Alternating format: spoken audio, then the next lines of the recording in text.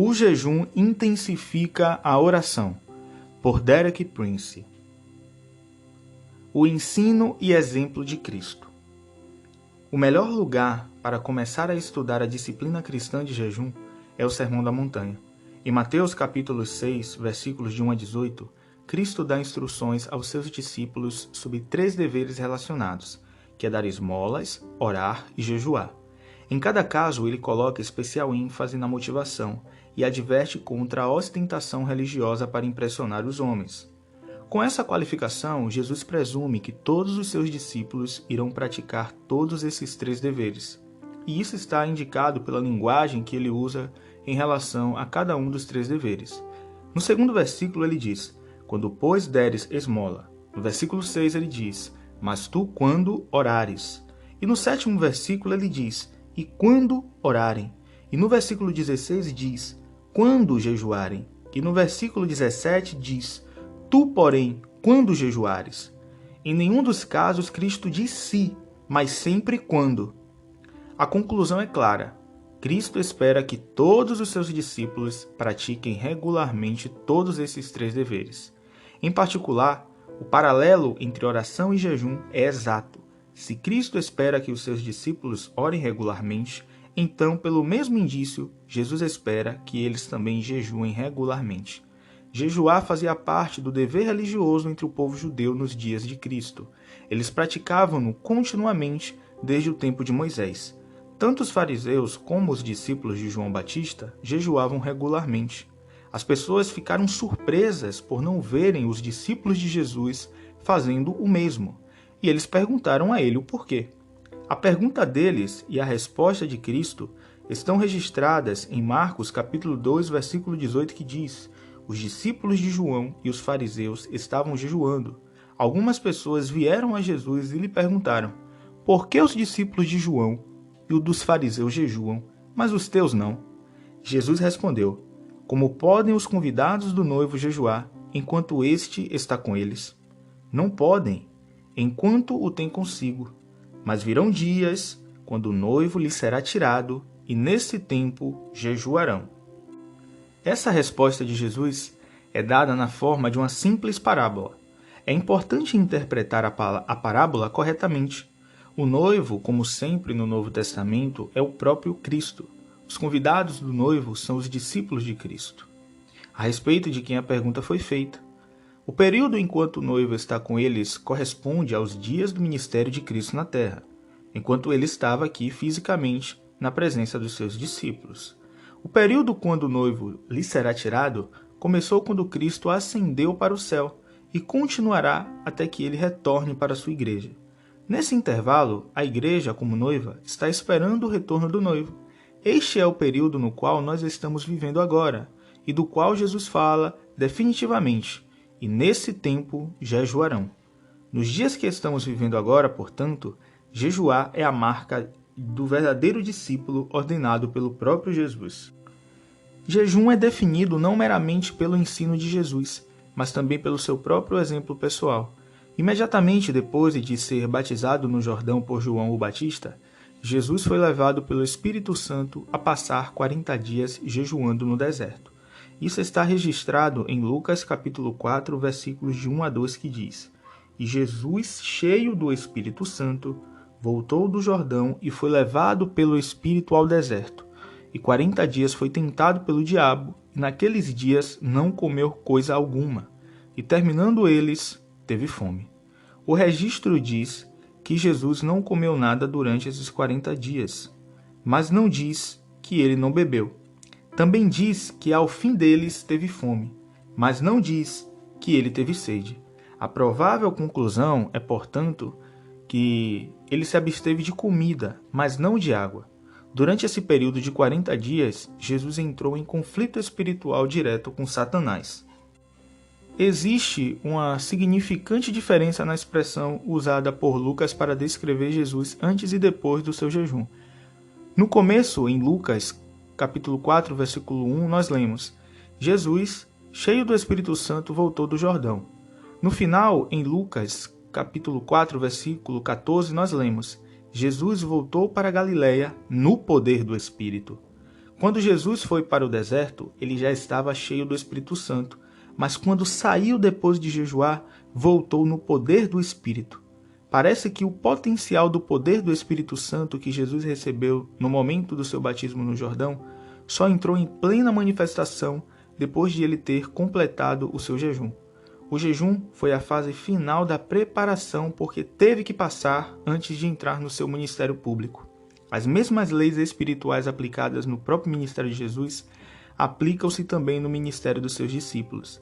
Em João, capítulo 14, versículo 12, Jesus disse: "Aquele que crê em mim também fará as obras que eu faço." Através dessas palavras, Jesus abre o caminho para os seus discípulos seguirem no padrão do seu próprio ministério. Entretanto, em João, capítulo 13, versículo 16, Jesus também disse: "Nenhum escravo é maior do que o seu senhor, como também nenhum mensageiro é maior do que aquele que o enviou." Isso aplica-se à preparação para o ministério. Se o jejum foi parte necessária da própria preparação de Cristo, deve também fazer parte da preparação dos discípulos. A prática do jejum da igreja primitiva. Neste aspecto, Paulo foi um verdadeiro discípulo de Jesus. O jejum foi uma parte vital do seu ministério. Imediatamente depois do seu primeiro encontro com Cristo na estrada de Damasco, Paulo gastou os 3 dias a seguir sem comida nem bebida, como está em Atos capítulo 9, versículo 9. Depois disso, o jejum foi uma parte regular da sua disciplina espiritual. Em 2 Coríntios, no capítulo 6, dos versículos 3 a 10, Paulo lista várias maneiras diferentes em que ele provou ser um verdadeiro ministro de Deus. No versículo 5, 2 delas que ele se refere são: nas vigílias e nos jejuns. Vigília significa ficar sem dormir, e jejum significa ficar sem comer. Ambos eram praticados certa vez por Paulo para tornar o seu ministério plenamente eficaz. Em 2 Coríntios, no capítulo 11, dos versículos 23 ao 27, Paulo volta a este assunto. Falando de outros homens que se estabeleceram como seus rivais no ministério, Paulo diz: "São ministros de Cristo? Eu ainda mais." Então ele alista as várias maneiras que ele tinha provado ser um verdadeiro ministro de Cristo.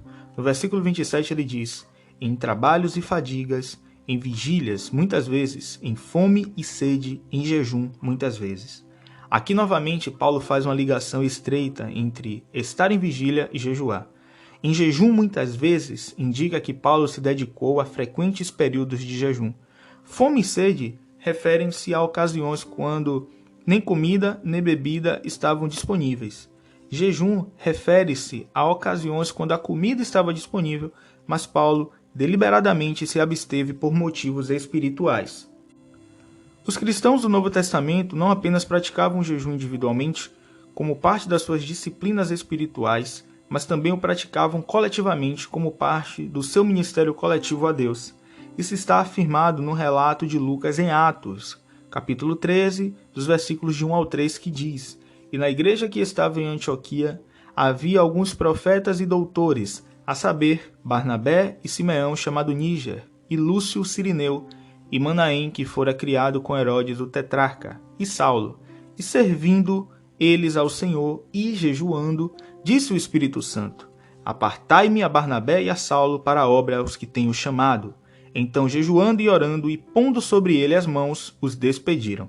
Nesta congregação local, na cidade de Antioquia, 5 ministros principais, designados como profetas e mestres, estavam jejuando e orando juntos.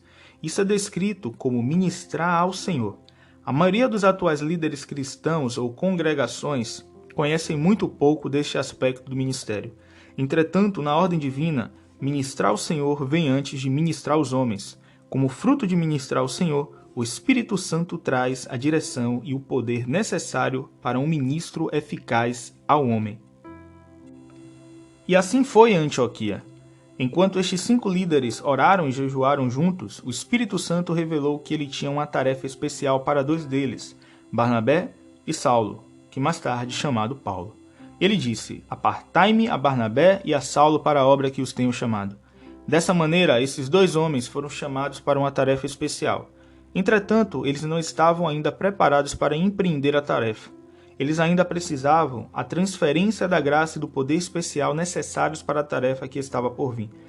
Para esse fim, todos os 5 homens jejuaram e oraram juntos em uma segunda vez. Então, depois do segundo período de jejum, os outros líderes impuseram as suas mãos em Barnabé e em Paulo e os enviaram para cumprirem a sua tarefa. Portanto, foi através da oração e jejum coletivos que Barnabé e Paulo receberam, primeiro, a revelação da tarefa especial e, segundo, a graça e o poder necessário para cumprir essa tarefa. No momento que todos eles oraram e jejuaram juntos, Barnabé e Paulo, como os outros 3 homens, foram reconhecidos como profetas e mestres. Mas depois de terem sido enviados para a sua tarefa, foram descritos como apóstolos. A gente pode ver isso lá em Atos, capítulo 14, dos versículos 4 e também versículo 14. Nós podemos, portanto, dizer que o ministério apostólico de Barnabé e de Paulo nasceu como resultado da oração e jejum coletivo de 5 líderes da igreja de Antioquia. Em seu devido tempo, esta prática de oração e jejum coletivo foi transmitida por Barnabé e Paulo às congregações de novos discípulos que foram estabelecidas em várias cidades como resultado dos seus ministérios. O estabelecimento efetivo de cada congregação foi realizado através da escolha dos seus próprios presbíteros locais. Isso está descrito em Atos. E voltaram para Listra e Icônio e Antioquia, confirmando os ânimos dos discípulos, exortando-os a permanecer na fé, e havendo-lhes por comum consentimento eleito anciões em cada igreja, orando com jejuns, os encomendaram ao Senhor a quem havia crido. Como está lá em Atos capítulo 14, versículos 21 ao 23. Em Atos 14, 22, esses grupos de crentes em cada cidade são citados como meros discípulos, mas no versículo seguinte o escritor refere-se a eles como igrejas. A transcrição de discípulos para igrejas foi realizada pela nomeação de líderes locais para cada congregação que foram designados de anciões. Em cada caso estavam orando com jejuns, quando os anciões foram eleitos. É, portanto, justo dizer que o estabelecimento de uma igreja local em cada cidade foi acompanhado por oração e jejum coletivo. Ambos os capítulos 13 e 14 do livro de Atos indicam que a oração e jejum coletivo tinham uma função vital no crescimento e desenvolvimento da igreja no Novo Testamento. Era através da oração e jejum em conjunto que os cristãos primitivos recebiam direção e poder do Espírito Santo para as decisões ou tarefas de especial importância. Nos exemplos que consideramos eram as seguintes: primeiro, a eleição e envio de apóstolos; segundo, a eleição de presbíteros e o estabelecimento de igrejas locais. Como funciona o jejum? Existem várias maneiras em que o jejum ajuda o cristão a receber direção e poder do Espírito Santo. De certa maneira, o jejum é uma forma de lamentação. Psicologicamente, ninguém gosta da ideia de ter que lamentar tanto como fisicamente ninguém gosta da ideia de ter que jejuar. No entanto, há momentos em que tanto a lamentação quanto o jejum são benéficos. A lamentação tem o seu lugar entre as bem-aventuranças. Em Mateus capítulo 5, versículo 4, Jesus diz: "Bem-aventurados os que choram, porque eles serão consolados." Em Isaías 61, versículo 3, o Senhor promete bênçãos especiais àqueles que choram em Sião. Ele promete a eles uma bela coroa em vez de cinzas, o óleo da alegria em vez de pranto, e um manto de louvor em vez de espírito deprimido. O choro em Sião não é nem um remorso egoísta, nem a tristeza desesperadora do descrente. Ao invés, é a resposta ao mover do Espírito Santo através do qual o crente compartilha uma pequena medida da própria tristeza de Deus sobre o pecado e a tolice da humanidade. Quando consideramos as nossas próprias falhas e erros como cristãos, e quando olhamos além de nós mesmos para a miséria e impiedade do mundo, existem sim, de fato, razões para esse tipo de lamento. Em 2 Coríntios, capítulo 7, verso 10, Paulo contrasta a tristeza segundo Deus do crente com a tristeza desesperadora do descrente, dizendo: "Porquanto a tristeza segundo Deus opera arrependimento para a salvação, da qual ninguém se arrepende, mas a tristeza do mundo opera a morte. Este tipo de tristeza, segundo Deus, é seguida no momento certo pelo óleo da alegria em um manto de louvor." Sob a antiga aliança, Deus ordenou para Israel um dia especial a cada ano, na qual eles tinham que afligir as suas almas. Esse era o dia da expiação. Em Levítico 16, versículo 31, o Senhor instruiu Israel em relação a esse dia, dizendo: "É um sábado de descanso para vós. e afligireis as vossas almas, isto é, estatuto perpétuo. Do tempo de Moisés em diante, os judeus têm interpretado isso como um mandamento para jejuar. Em Atos 27, versículo 9, este dia anual da expiação que é referido como o jejum. 19 séculos depois, sob o nome hebraico de Yom Kippur, o dia da expiação ainda é observado por judeus ortodoxos em todo o mundo como o dia de jejuns. Em 2 dos seus salmos, Davi também fala do jejum dessa maneira. Em Salmos 35:13 ele diz: humilhava minha alma com o jejum. A palavra traduzida aqui por humilhar é a mesma que é traduzida por afligir. No capítulo acerca do dia da expiação, novamente no Salmo 69, versículo 10, Davi diz: chorei e castiguei com jejum a minha alma. Podemos juntar as várias expressões usadas e dizer que jejum, como praticado aqui, é uma forma de lamentação e uma maneira para humilhar-se e purificar-se. O jejum também é um meio pelo qual o crente coloca o seu corpo em sujeição. Em 1 Coríntios, capítulos 9, versículo 27, Paulo diz: antes subjugo meu corpo e o reduzo à servidão, para que pregando aos outros eu mesmo não venha de alguma maneira a ficar reprovado. Os nossos corpos, com seus órgãos e apetites físicos, são servos maravilhosos, mas terríveis senhores. Portanto, é necessário mantê-los sempre em sujeição. Certa vez eu ouvi isso bem expresso por um colega de ministério que disse: o meu estômago não me diz quando comer, mas eu digo ao meu estômago quando fazê-lo. Toda vez que um cristão pratica o jejum para este propósito, ele está lembrando o seu corpo. Você é o servo, não o Senhor.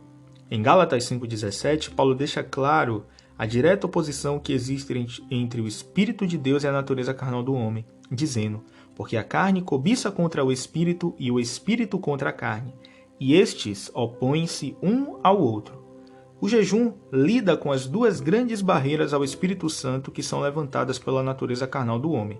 São essas: a teimosia, que é a vontade própria da alma, e os insistentes apetites autogratificantes do corpo. Praticado corretamente, o jejum traz tanto a alma como o corpo em sujeição ao Espírito Santo. É importante entendermos que o jejum muda o homem, não Deus. O Espírito Santo, sendo ele mesmo Deus, é tanto onipotente como imutável. O jejum derruba as barreiras da natureza carnal do homem que se colocam no caminho da onipotência do Espírito Santo. Quando essas barreiras são removidas, o Espírito Santo pode trabalhar sem impedimentos em sua plenitude através das nossas orações.